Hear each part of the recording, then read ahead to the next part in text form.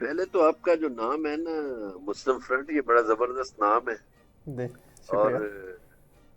مسلمانوں کا کام ہی یہ ہے کہ وہ فرنٹ پہ آئیں اور لڑیں اور اللہ کے راستے میں جہاد کریں. شکریہ.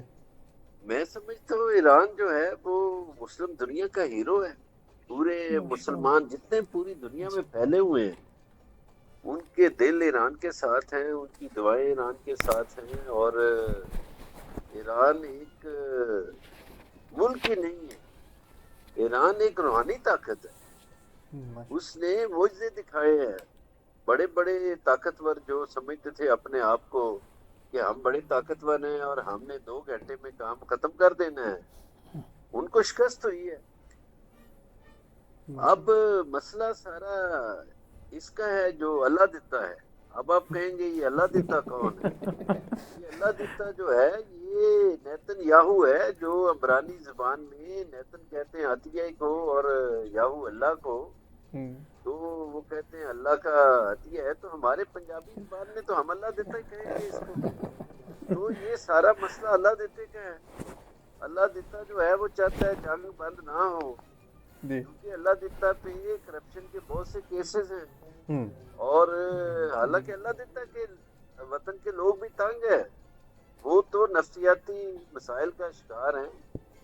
ایرانی لوگوں میں اور اسرائیلی لوگوں میں بڑا فرق ہے. ایرانی لوگ تو بیماری کے باوجود مجاہدوں کی طرح آپ کو سڑکوں پہ نظر آئے، اور یہ چوہوں کی طرح بلوں میں چھپ جاتے تھے جی. بنکرز میں. اور وہاں کہا جاتا تھا جو سائرن بجے تو 10 سیکنڈ میں 15 سیکنڈ میں آپ چوہے کی طرح بل میں گھستے ہیں، بنکر میں گھستے ہیں. وہ نفسیاتی مسائل کا شکار ہو گئے لوگ. جی. جی. اور کس طرح پھر موساد چیف میں اور نیتن یاہو میں اختلافات ہوئے، ان کے آرمی چیف میں بھی اختلاف ہوئے. لیکن اللہ دیتا باز نہیں آ رہا. اللہ دیتا چاہتا ہے خلیج، وہ مسلمانوں کو مسلمانوں سے بھی لڑانا چاہتا ہے. جی. اور مسلمان ملک بھی دیکھیں،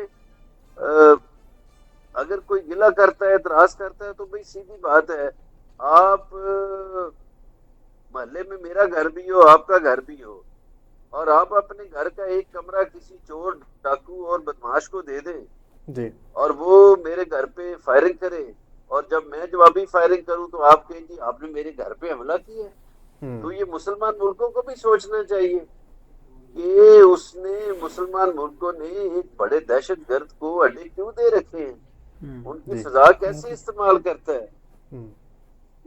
اب جب شکست ہو گئی ہے تو اب خود ہی یک طرفہ طور پر سیز فائر اور پھر اس میں توسیع کر دی گئی اور فلاں کر دیا گیا.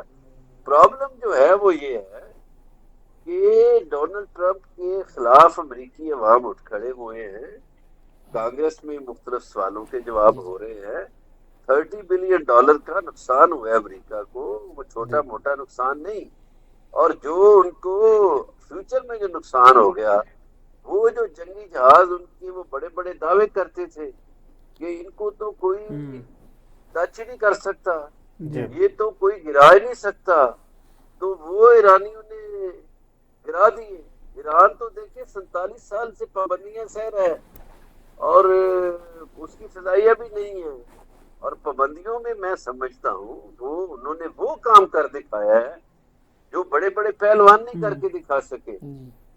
اور اب ایک طرف امریکہ کو شکست ہوئی، ایک طرف مالی نقصان ہوا. اس لیے امریکہ میں بھی مہنگائی ہوئی، اس کا جی. اثر پڑا. امریکی عوام ناخوش ہے. یہ نہیں ہے کہ خالی عوام کی طرف سے پریشر ہے، ڈونلڈ ٹرمپ پر ملٹری سائڈ سے بھی پریشر ہے. جی. پھر آپ دیکھیں ڈونلڈ ٹرمپ کو صرف جنگ میں ناکامی نہیں ہوئی، ڈونلڈ ٹرمپ کو سفارت کاری میں بھی ناکامی ہوئی ہے.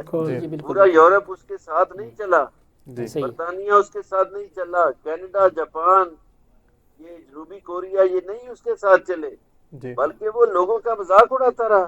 جی. فرانس کے صدر کو اس نے کیا کچھ کہا، کبھی برطانیہ کے صدر کو کچھ کہتا تھا، ایک سعودی عرب کے ولی عہد کے بارے میں بھی اس نے کچھ کہا. میں وہ بات نہیں دہرانا چاہتا جو اس نے کہا. جی. اب اس کو یہ کمزوری کی علامت ہے کہ جو لوگ آپ کے اشارے پر چلتے تھے وہ آپ کے ساتھ کھڑے نہیں ہوئے.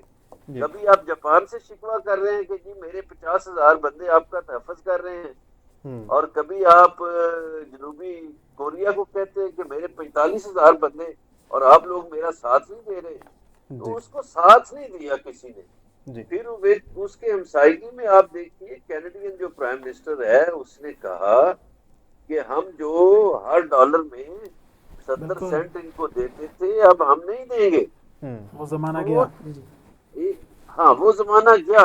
آپ دیکھیے وہ 40 ٹریلین ڈالر کا مقروض ہے امریکہ، تو ڈونلڈ ٹرمپ تو امریکہ کو ایسے چکر میں لے آیا ہے کہ اس کے اتحادی اس کو چھوڑ گئے، جبکہ ایران نے کسی کی مدد نہیں مانگی۔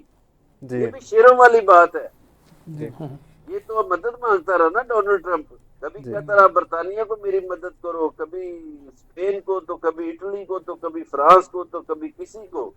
ایران نے تو کسی سے مدد نہیں مانگی، نہ کسی سے دوائیاں مانگی، نہ کسی سے خوراک مانگی۔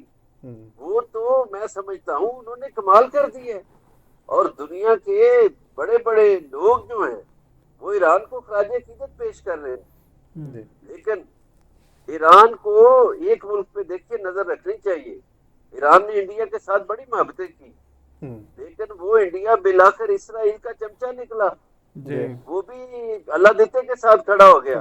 ایرانیوں کو سوچنا چاہیے کہ یہ جو مودی شودی ہے یہ اللہ دیتے کے دوست ہیں، یہ آپ کے دوست نہیں ہو سکتے، اور باقی مسلمان ملکوں کو بھی سوچنا چاہیے، یہ جو سارا ہمارے دوست نہیں ہے۔